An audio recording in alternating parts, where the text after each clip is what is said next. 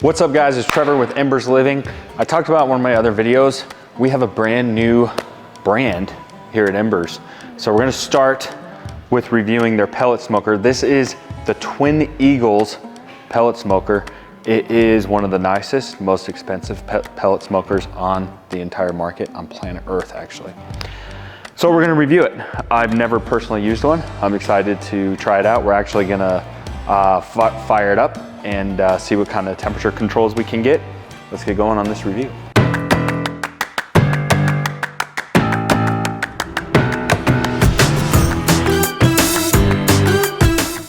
All right, don't forget, if you're in the Denver, Colorado area, come to our showroom. You can check out all of our pellet smokers that we have. Also, if you're new to our channel, make sure you subscribe. If you like what you see, hit that thumbs up button, follow us on TikTok. It's a repetitive thing, but actually helps us out quite a bit. So if you enjoy this video, go ahead and let us know. So this summer, I did a top 5 pellet smoker review. Now, a lot of people got after me for this not being in my review. So for a very, very long time, years and years, we have been trying to work with Twin Eagles. And so at the time when I did that review, they weren't quite ready to come on board and work with us and be part of our review process. Since then, that has changed. So unfortunately, I was not able to review that in my top 5 pellet smoker review we did this summer. But what I'll do at the end of this video is I'll tell you, after I really dig into it, where I would rank it. And I'm assuming it's gonna be pretty high. So its competitors are gonna be like the Memphis Pro Series or the Elite Series, and like the Coyote. And the reason is they're one of the only handful of brands, there's a couple more I'm missing, but they're the handful of brands that make a premium pellet smoker in a sort of stainless steel gas grill type format. And the best part is this can be built in or on a cart. So if you want like a true luxury outdoor kitchen look, obviously like the Traegers and the things like that, they don't really fit or flow with the rest of the outdoor kitchen. So that's one of the biggest features about getting a premium product like this. But what we need to find out, is there more than meets the eye as far as just the way it looks? Because looks wise, what do you think of it, Chris? Looks good. I think it's absolutely gorgeous. I mean, Twin Eagles is a luxury brand. So their gas grills are gonna be in the luxury type product. They're American made. So that's another thing is, I think out of the top 5 I shot, the only one that was American made was the Weber, which is an $800 grill. Go figure, $1,000 grill. So out of the premium ones that I said, like the Memphis and the Coyote, if you guys wanna see a review of the 3, by the way, let me know, I'll do it. Those are made overseas. So this is the only one that's like a true outdoor kitchen setup that's actually made in the United States. And it has that very, very premium look. You can tell, I mean, it is solid stainless steel pretty much everywhere. And I got a little magnet so we can test the stainless, because you guys know really high quality stainless steel is not magnetic. So we want to see on this grill what kind of quality steel they're using. So our forks, by the way, I'll get into this, that's a rotisserie there. Our warming rack, even our upper warming racks, it is not sticking anywhere. Now, before I break all this down, let's just test some stuff here. Oh man, even our smoke shelf. Inside of the grill, I gotta find something that's magnetic in here, you would think. Man, there's nothing. There's gotta be a part of this. When I did the Memphis and the Coyote, there's definitely inferior quality stainless steel because magnets were sticking everywhere. Okay, so this magnet is not sticking to anything, and that's not the most scientific test, but just for example, come over here. So this is the Memphis, which actually costs more. If you do the Elite, the big one, it actually costs more than the Twin Eagle. So right away, sticking to the whole sides of the grill. Cooking grates are good. Front's good, but right there is not. Up there is not. Let's check out their smoke shelf. Okay, not good. Now here's why you don't want inferior stainless steel on your smoke shelf. Where's all your grease go, Chris? Right here. So if you have inferior stainless steel, that's a really important piece that you want to make sure it's rust proof. Now, I haven't had a lot of customers complain about rust on this, but I'm just saying, I mean, you can see the difference. So that's what I'm saying is I just said you can see the difference. That's actually not true. You can't see the difference. It's only by doing something like this that you can tell every inch of this grill is built with superior stainless steel. I mean, this magnet, it's not sticking anywhere. And then just look at the build itself. So look at these side pieces of this firebox. I mean, it is very, very thick. You can see we have nice gasket material. Like I said, it is extremely attractive. I like the nice big touch panel. And then, so let's just try to play with it a little bit. Might need to unlock this. I think we just hold this in to unlock. So the grill does come with interior lighting. You can see we have a rotisserie. You can order this grill with or without a rotisserie. It's a little bit more with the rotisserie, and I know what you're saying. I don't need a rotisserie for a pellet smoker. But if you're already spending over 10 grand, just do the rotisserie. I would say 90% of the people, feedback I've gotten, buy it with the rotisserie because you're already in that price point anyway. So you might as well get the rotisserie. Just like their gas grills, or their premium gas grills, the rotisserie motor is hidden. So it's a drivetrain motor in there, so it's not like you got a big bulky motor sticking out anywhere. So it still looks super nice and tidy without it. And then we have these warming racks that we can play with. You obviously don't have to use these. So you can see we're kind of really taking this grill apart. Front load hopper. So we're gonna fill up our pellets here. This glides pretty nice actually. And then you can see our auger motor is going upwards. So the auger is gonna drive the pellets up and then down into our burn pot. And of course, I love the front load hopper, especially when it's designed like this, a nice clean look. You wouldn't even know it's there. And it's obviously very convenient and easy to fill it up with pellet. Let's take a look here. So this is a sear plate, which I'll get into in a second. Then we have our whole, smoke tray. Then we have our sort of slide. So like I said, the auger motor is going to feed the pellets into here. They're going to slide into the burn pot itself. This is removable. And then you can see our igniter is right there. So very typical design, very well designed. There's only so much you can do in the way that you design these guys. And then of course it's nice that this is removable for easy cleaning, just for fun. Let me get all the way in here. There's nothing at all. So then the way this is designed is you can see everything's designed to sort of funnel into the burn pot. So you're gonna wanna make sure you keep your burn pot clean. That goes with any pellet smoker. And then our ash buildup too, or grease buildup, is gonna be on the side as well. And then it's gonna go into these ash and grease trays, which we should have on the left and right hand side. You're gonna have that as the built-in model. So if you're doing a built-in model, your grill's gonna kind of end right here. And then the cart does have nice storage as well. And you can tell it's just really, really premium, good quality, really good quality. Now this grill does have Wi-Fi. So let's try to set up our Wi-Fi here.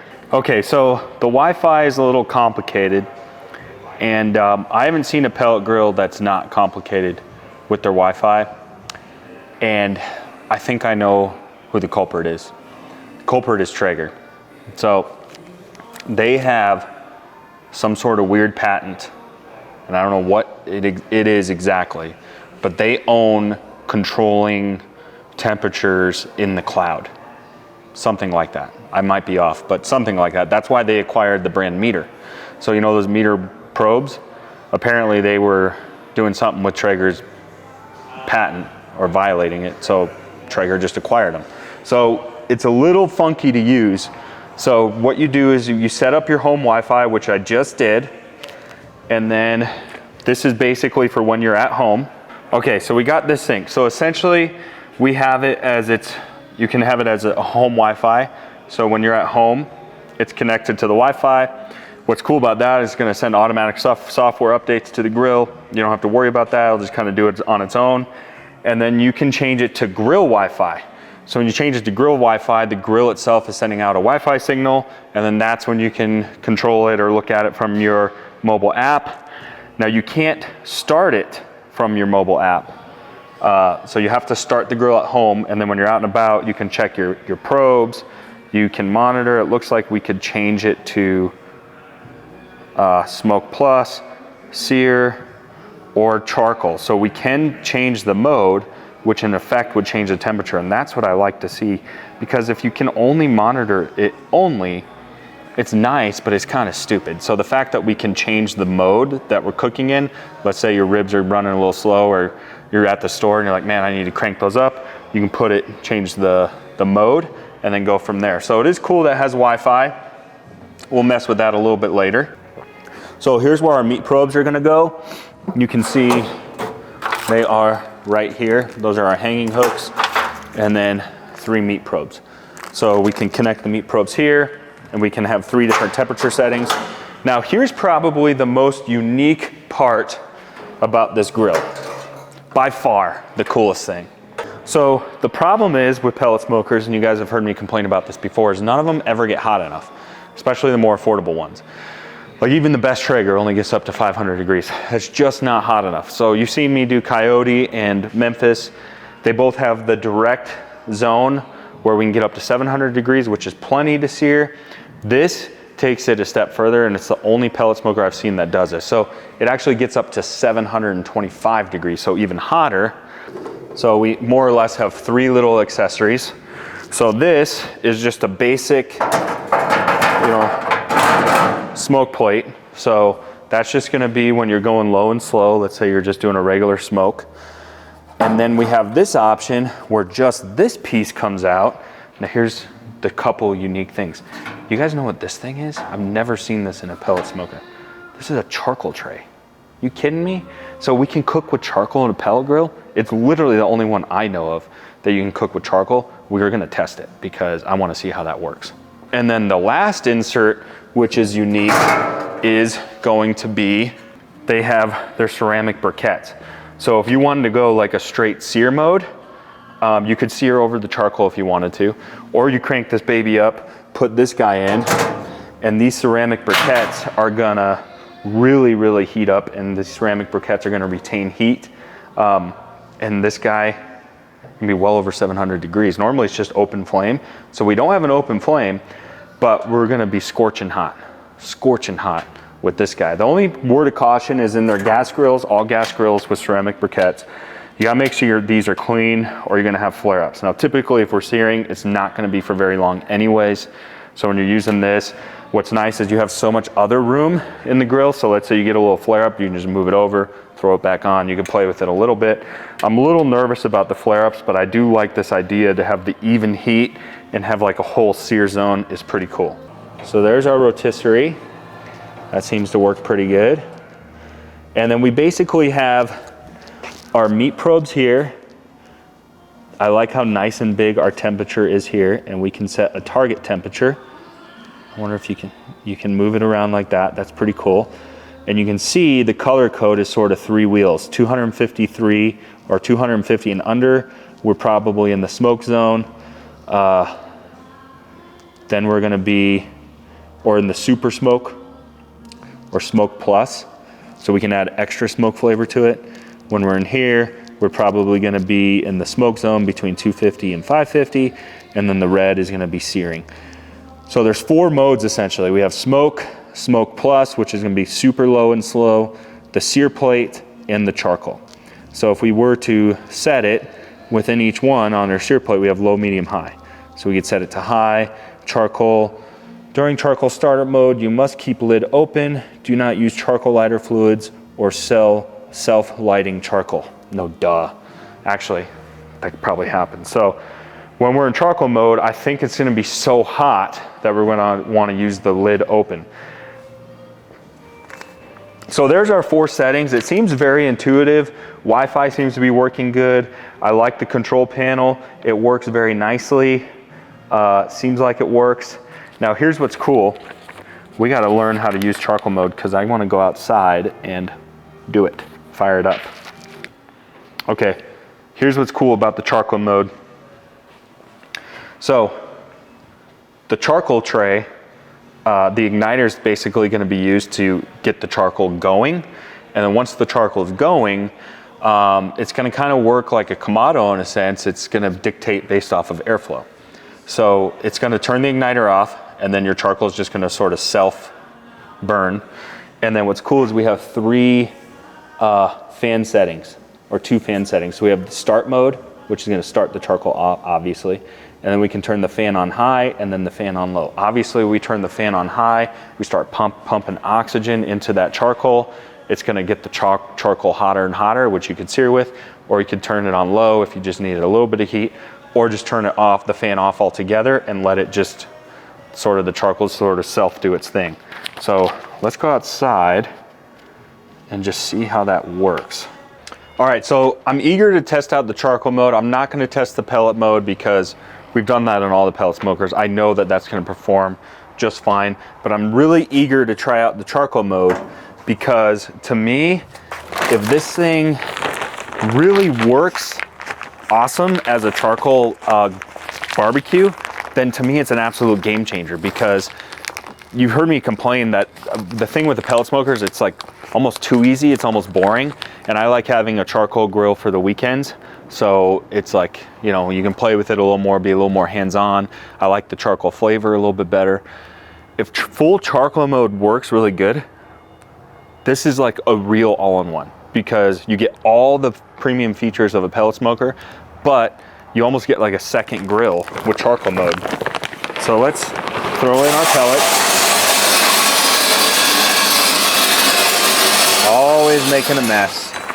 Always making a mess.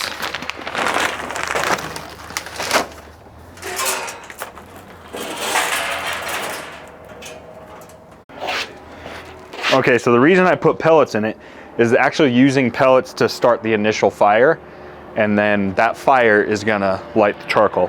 So let's do this. We're gonna unlock it. Unlock it. We're gonna hit charcoal mode, hit that. Charcoal starter.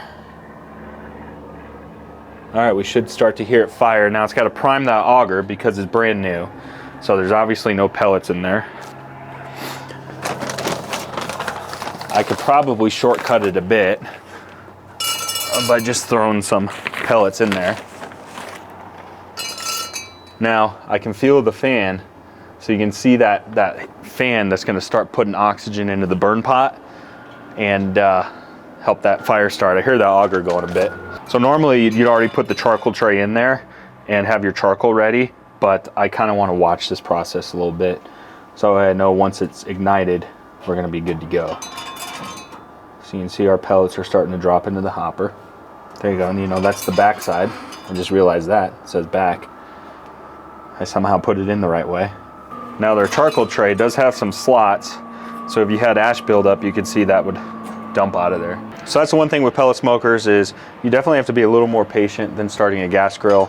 I mean, a gas grill, a really good gas grill, you can be at 700 degrees in 4 or 5 minutes. So this is gonna be a little bit more of a process, but again, you get the advantages of a pellet smoker. Okay, so you can see we got our fire going, see that? So let's not waste any more time. Let's get our charcoal tray in there, and then let's get some charcoal. Okay, so we're just using Jealous Devil extra large briquettes. But what's cool about this is you can use anything. You can use lump charcoal, briquettes, you can use real wood chunks if you wanted to. Get some wood flavor in there.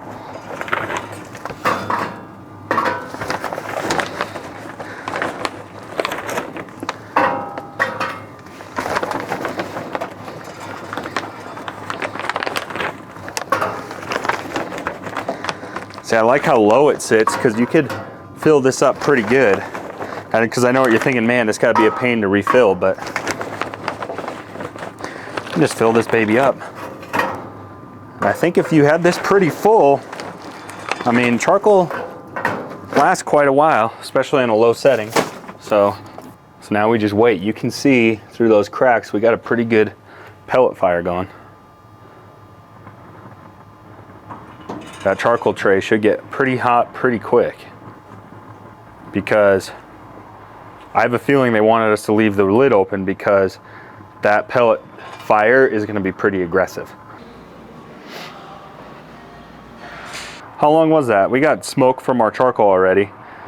It's been like, what, 2 or 3 minutes? Yeah. Oh yeah. Man, that fire is ripping in there. That's definitely why you have to have the lid open. Okay, so check this out. We went inside for what, 5 to 7 minutes, Chris? About.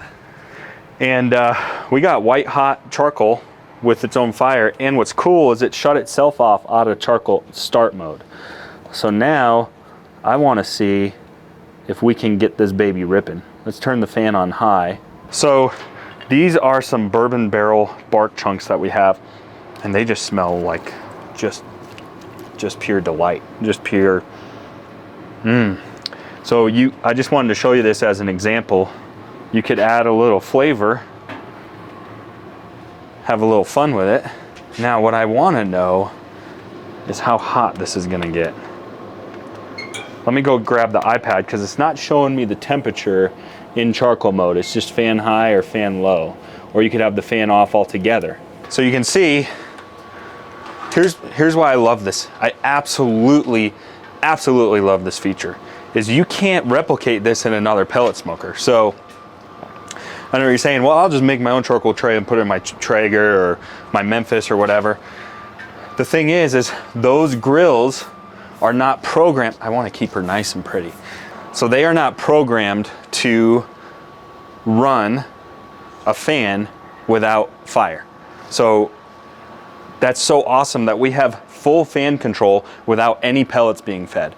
So if you tried to do it in another grill, sure, you could put a charcoal tray in, but you're constantly going to have pellets being fed.